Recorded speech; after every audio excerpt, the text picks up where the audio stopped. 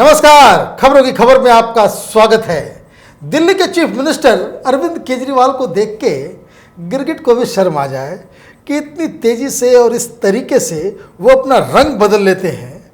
ऐसा तो दुनिया में कोई नहीं कर सकता। ये अपने आप में एक महारत हासिल सिर्फ केजरीवाल को ही है। मसला कन्हैया कुमार का था, मसला जेएनयू का है।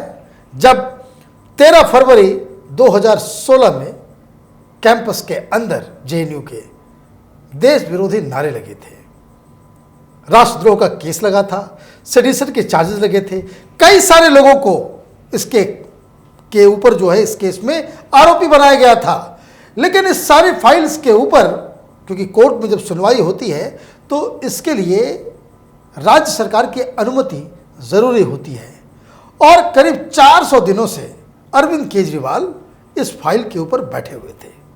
और अचानक से इन्होंने कल रात खबर आई कि इन्होंने वो साइन करवा दिया है, और जो दिल्ली सरकार ने कोर्ट को ये हरी झंडी दे दी है कि इन जो लोग जिन लोगों ने ये नारे लगाए थे, जिनके ऊपर ये आरोप लगे हैं, उस केस की सुनवाई अब हो। सब लोग ये जानना चाहते हैं कि आखिरकार केजरीवाल ने ये यू टर्न लिया क्यों। अचानक से जिस फैसले को वो 400 दिनों तक टाल रहे थे, ऐसा लग रहा था, उन पर कई आरोप भी लगे थे कि आप जो है टुकड़े टुकड़े गैंग को बचाने की कोशिश करते हो, आप नक्सली हो, पाकिस्तान परस्त हो, बहुत सारे आरोप लगे थे चुनाव से पहले। लेकिन अचानक ऐसा क्या हुआ कि चुनाव जीतने के बाद इन्होंने यू टर्न ले लिया और सारे ये जो लेफ्ट लिबरल गैंग है, जो टुकड़े टुकड़े गैंग पूरे देश दुनिया में जो फैले हुए हैं, उनसे दुश्मनी मोल ली। पीछे पड़ गए ये लोग हाथ धो करके। कई तरह के तंज कसे जा रहे हैं, गालियां दी जा रही है केजरीवाल को सोशल मीडिया में।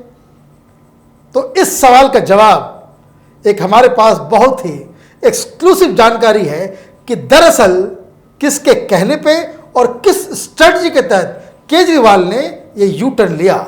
लेकिन पहले इसको समझना जरूरी है कि केजरीवाल की राजनीति, जैसा मैंने कहा कि ये गिरगिट की तरह किस तरह से अपना रंग बदलते हैं, और क्यों जो लोग इनके विरोध में खड़े हुए हैं उनका क्यों ये रुख हुआ है।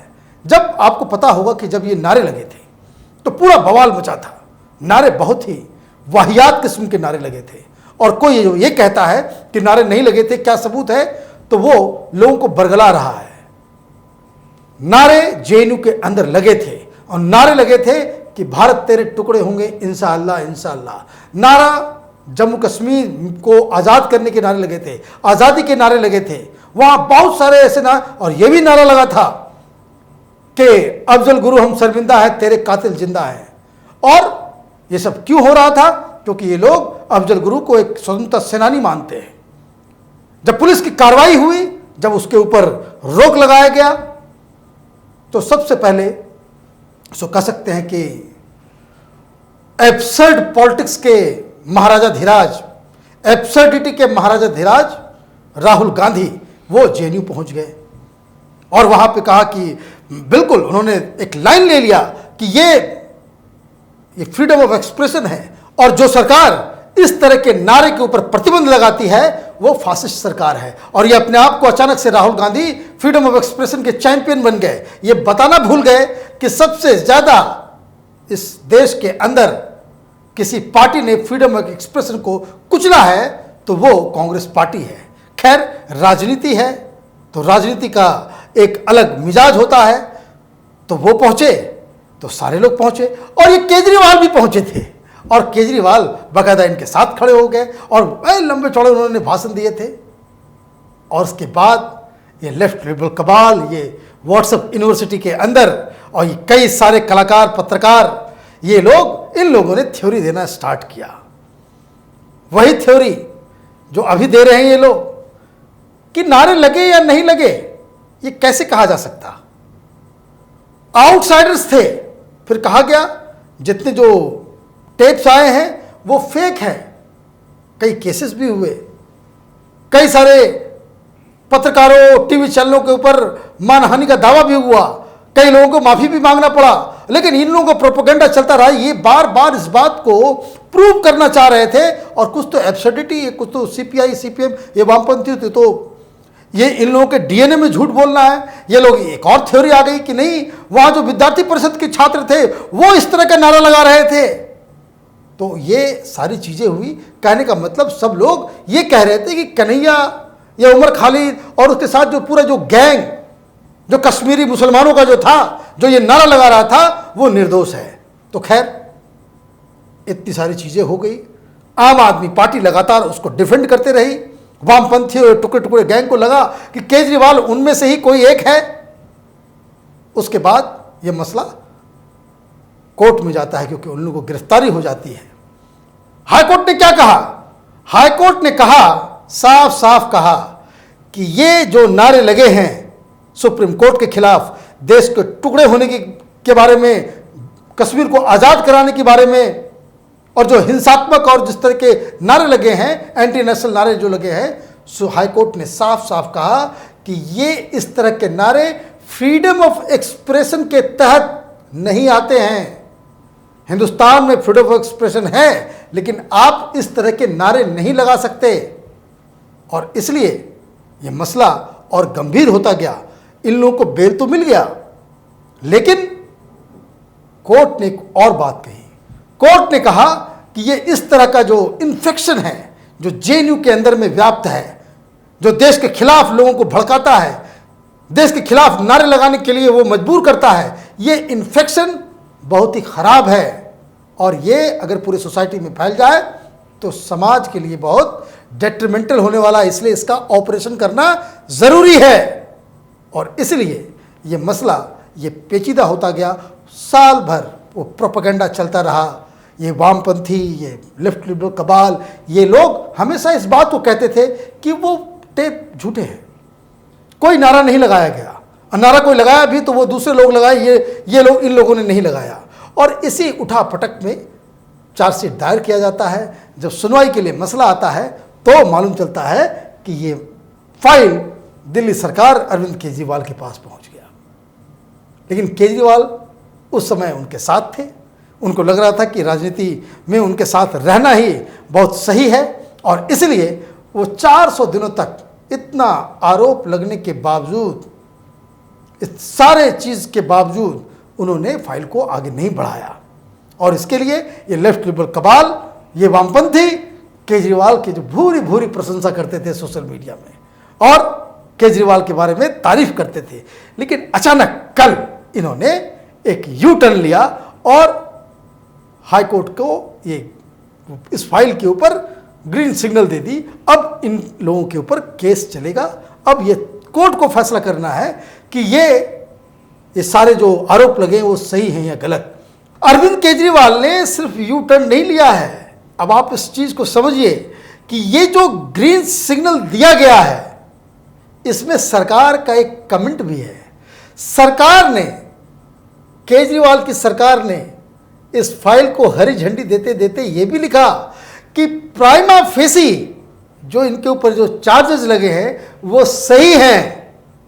अब आप कहाँ केजरीवाल ये कहते थे कि ये वीडियो फेक है, कहाँ वो कहते थे कि इस तरह का कोई नाराबाजी नहीं हुआ है, कहाँ वो कह रहे थे कि ये फ्रीडम ऑफ एक्सप्रेशन है। और अब जब उन्होंने इस चार्जशीट के ऊपर अपनी सहमति जताई है तो उसके साथ ये भी लिख डाला कि कन्हैया कुमार और उमर खालिद पे जो आरोप लगे हैं वो सही है इनकी नज़र में। अब सवाल ये सब लोग जानना चाहते हैं कि क्या हुआ। चुनाव तो खत्म हो चुका है, फिर राजनीति किस तरीके से वो करना चाह रहे हैं। अब दो बातें हैं इसमें। पहली बात यह है कि अभी जो दिल्ली में जो बवाल मचा और सारा का सारा फोकस ये ताहिर हुसैन के छत के ऊपर जो पूरा बवाला मचा उसको लेकर के है। और कुछ और इस तरह की खबरें आ रही है कि जहां से ये जो पेट्रोल, ये जो तेजाब दिल्ली में जो दंगाई भीड़ थी, जो छत के ऊपर से, ताहिर हुसैन के छत के ऊपर से जो लिक्विड फेंका जा रहा था, उसमें तेजाब की मात्रा बहुत ज़्यादा है। और कई जगहों पे जो पुलिस वाले के ऊपर जो अटैक किया गया है वो तेजाब से किया गया है और ये तेजाब की फैक्ट्री का पता भी चल गया है। पुलिस और मीडिया के पास उसकी जानकारी आ गई है कि वो कौन लोग थे जो तेजाब की सप्लाई कर रहे थे। वो खुद भागा हुआ है, उसका एक ओनर है जो मुस्लिम ओनर है।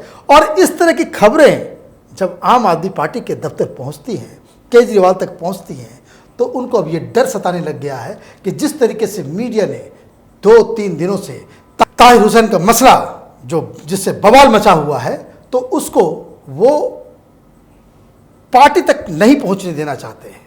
और वो इस बात को जानते हैं कि अगर ये सारी चीज़ों को क्लब किया जाए, चाहे वो अर्बन नक्सल का मसला हो, चाहे वो जेएनयू में टुकड़े टुकड़े गैंग का मसला हो, देश विरोधी नारों का मसला हो, और ये ताहिर हुसैन का मसला हो। एक और मसला चल रहा है जो शाहीन बाग में जिस तरह से अमानतुल्लाह ने भाषण दिए, तो इस चीज़ को वो अपने आप में इस प्रेशर को वो झेल नहीं पाए और इसलिए इनको एक वे आउट निकालना था कि किसी तरीके से ये जो फोकस जो आम आदमी पार्टी के ऊपर निगेटिव रूप से पड़ रहा है उसको किसी तरह से वो दूर करें।